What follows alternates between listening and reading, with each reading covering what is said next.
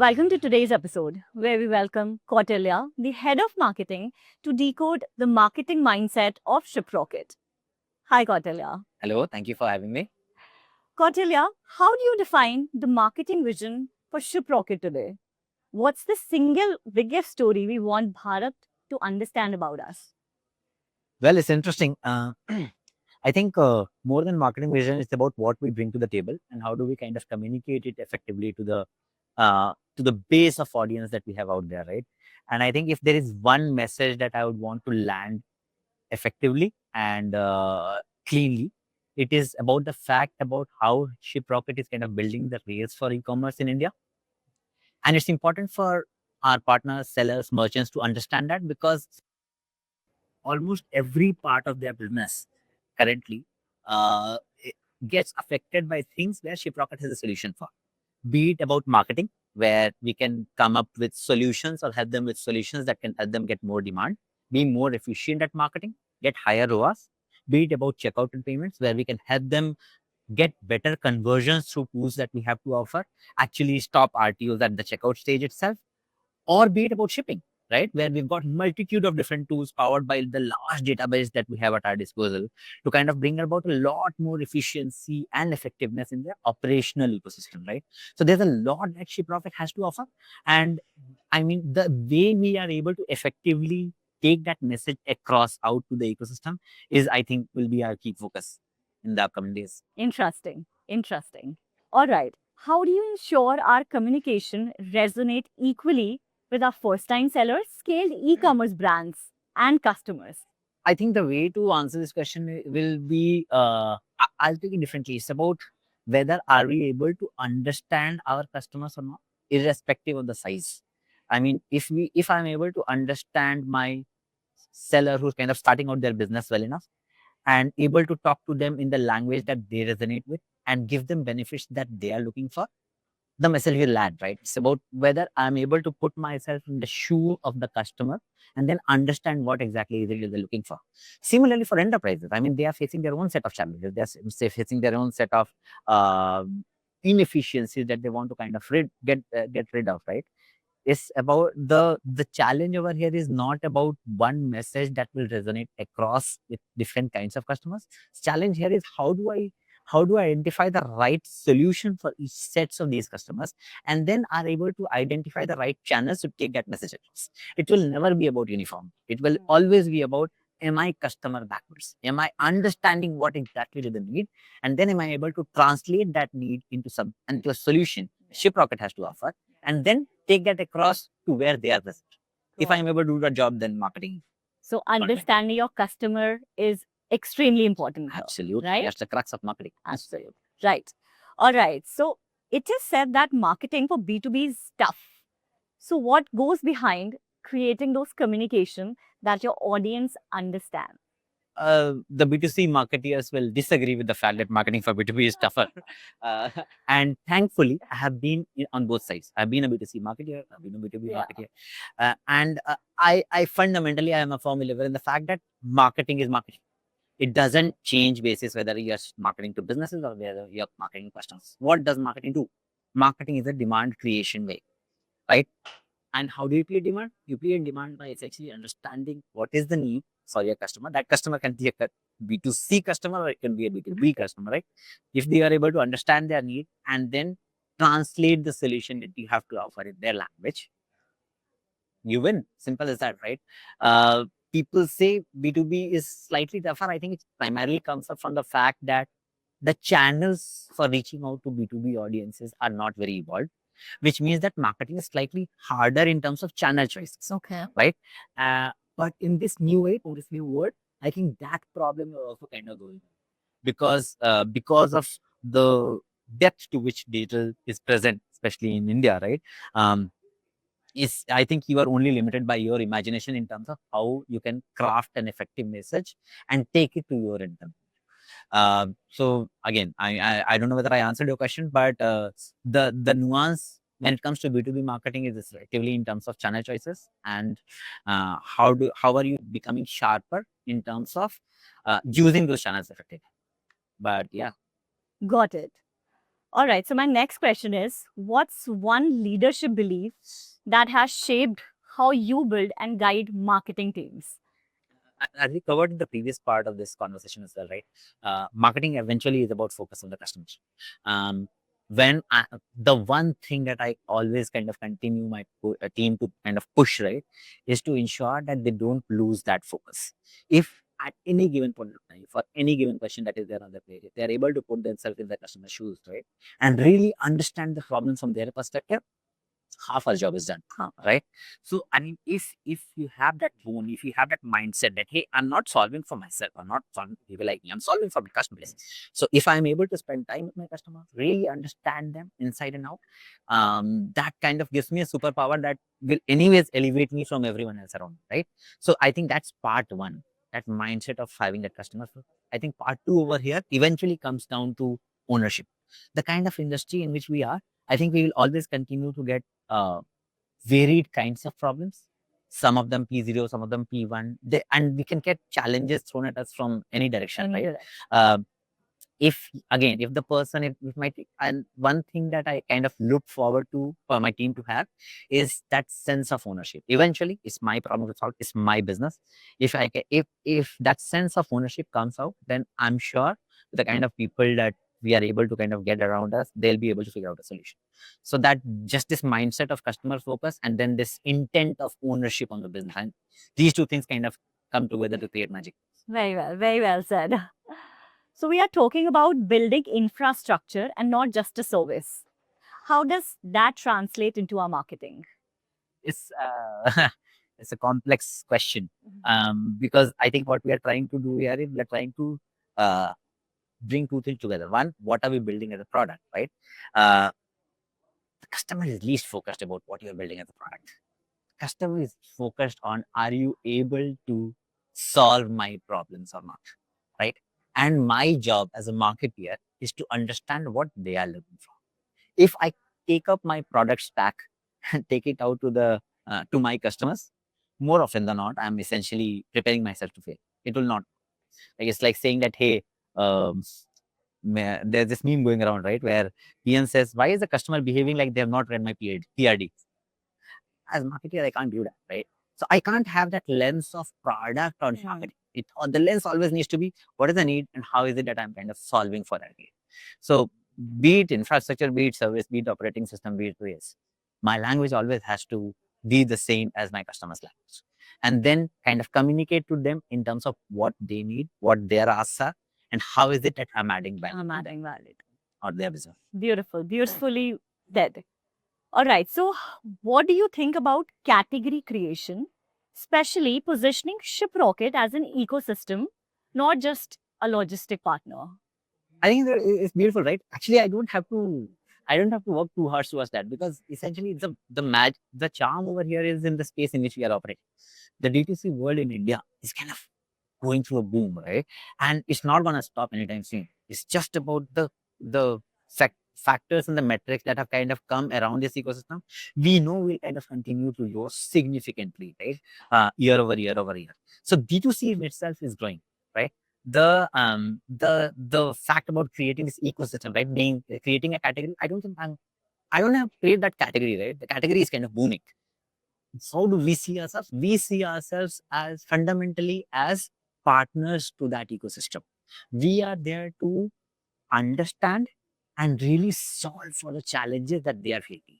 So we kind of co-create. We work with them to then figure out what are the kind of solutions that they need, build those solutions, and then take it out to the market saying, hey, here is something for you. Look at anything, right? In India, addresses are a challenge. Address quality is very bad, right? Then how do I ensure? And that primarily leads to high RTOs, which fundamentally affects any D2C business, right? My job to be done. Okay, how do I make this problem easier and reduce the complexity of this problem for my D2C sales? Okay, let me look at the millions of data points that I have at my disposal and actually give a score to those addresses and tell it whether that address has a high RTOS or a low RTOS, right? Just ensuring that sellers have this capability, right? They don't need to know what goes behind, but as long as the sellers understand that, hey, this solution is helping me reduce my RTO, that kind of is more than enough, right? And if you can have those 2 points, if you can have in some form factor, you can help them understand that this is real. kind of works, right? So the job to be done is not creating the category. It's just about partnering with the ecosystem and partnering with the category to help solve for what they are facing, and automatically we'll be able to. This is very, very interesting. As Shiprocket is not just helping them ship their product from place A to B, we are actually helping all the e-commerce sellers out there to resolve their big, big problems. Absolutely, right? Yeah. absolutely. Yeah. All right. So, what's one product capability you wish more merchants knew about? Oh, this is this is a question which I can kind of speak on for the next 30 minutes, but I'll keep my answers sharp, right? Uh, I think if there's one thing, right, especially my current merchants, I think I would want them to double click on Copilot a lot more. And why am I saying this? I'm saying this simply from the fact that I understand that every minute for my merchants is critical, right? That every minute that they don't spend in operational tasks, in operational hassles, they'll be able to kind of think about how to grow their business better. And Copilot is a tool that actually helps them do that.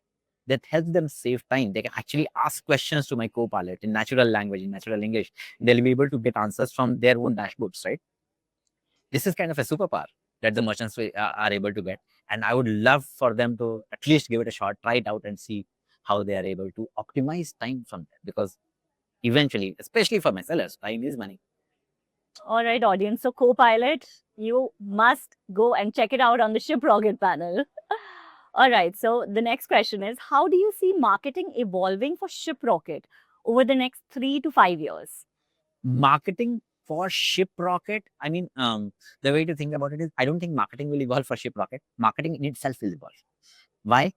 Because even like, I mean, think about it. We have been working for quite some time now. Imagine what we were doing 6 months back to what we are doing right now. Yeah. The foundations have changed dramatically. Us being able to create that performance marketing agent that we created, right? Imagine the kind of amount of time and energy that we were able to save there, and also how much efficiency we were able to kind of bring from there, right? The number of things that we are able to do to become more efficient, to become more effective because of the tools, because that we have at disposal, because of the new progress that is happening in the AI world, right? I think fundamentally what will happen is marketing in marketing, people will slowly stop spending a lot of time in marketing ops, for lack of a better word, because that will kind of get automated. You will get whatever insights that you have to get, whatever data that you want to get on an automated basis. And people will start working a lot harder towards what I mentioned in the beginning, right? Crafting the right message, selecting the right audience, and then choosing the right sort of channels to take that message on, right? So I think fundamentally what will happen is reduced time on operational tasks, which does take a lot of our bandwidth, right? And increased time on things that really matter, which is right message, right PG, right channel, leading to hopefully right outcomes. Absolutely, absolutely. All right. So, in a world of AI, creators and communities are driving discovery. How does Shiprocket adapt? Well, I mean, I think that's the core bone of marketing, right? You adapt basis how your customers are changing. You don't like, it's impossible for marketing to force their TG to adapt, right? So eventually it will come down to where my sellers are. If they're more active in communities, I'll have to be present in communities. If they're more active consuming content for creators, I'll have to kind of be more effective, be more present there, right? Yeah. I think it comes down to channel mix and channel choices, which fundamentally gets driven by where your TG is spending time on, right? For example, for a brand like ours, it might not make sense uh, going on mass TV, because eventually you might, it's not like you'll not be able to target, you'll get sellers there, you'll get sellers there, but they'll be like 2% of the total audience that you'll reach. That spill will never make sense. So being sharper about channel choices are critical, but eventually I think we'll have to adapt basis how their behavior is changing. And if you ask me to predict how it is changing, there's no one in the world who can claim to do that in the right fashion. Everyone who's trying to do that is actually just giving you can, because it's not possible. It's just not possible. The speed with which things are changing now, it's impossible to say what will happen 6 months down the line. Forget about 3 to 5 3 months. to 5, yeah. So the focus on TG is kind of will answer this question. Sounds quite accurate to me. All right. So if you had to bet on one marketing channel for the future of D2C, Okay. what it would be and why? Well, I think the answer is kind of hidden in the question itself. Is direct commerce, right? How do people eventually run direct commerce? For direct commerce to be executed, I think you have to be present online in some form factor, right? And I think uh, us being able to utilize that channel effectively and scale in the best possible fashion is the name of the game. I think it primarily comes down to, again, where they are, because you mentioned D2C. D2C, direct commerce, they have to be present online. We have to be able to unlock online effectively for us to be able to. All right. All right. How do you measure success of a campaign? Like, is it only data or social media engagement or multiple metrics that you track? Success of the campaign is when my CEO says that is successful. All right. But jokes aside, I think it's never one metric. It's never one metric for success of the campaign. It simply comes down to what your overall objective was and what are the different combination of things that you can look at to measure whether you are getting close to that objective or not, right? Um, Again, so let me kind of make it real, right? If if your objective was driving awareness for the product, that or driving awareness for the brand, right? Now, I could take up mass media channels, and then I could kind of blast my ad out there, and then ensure that I've got very, very high awareness. But then at what cost, right? So it's about, I think, success of the campaign depends on multitude of different things. How close are you able to get to the objective, in at what effectiveness. So ROI is as critical as getting close to the goal, and that will never be kind of be taken away from the mix. So I think, as I said, it will be multitude of variables depending on efficiency, effectiveness, as well as getting close to the overall objective of the campaign. Interesting. All right. So, getting deeper into this, let's suppose if you try out a new channel for marketing and there is this issue of higher CAC. So, do you pivot immediately or give some time to that channel to mature? I mean, this is a question uh,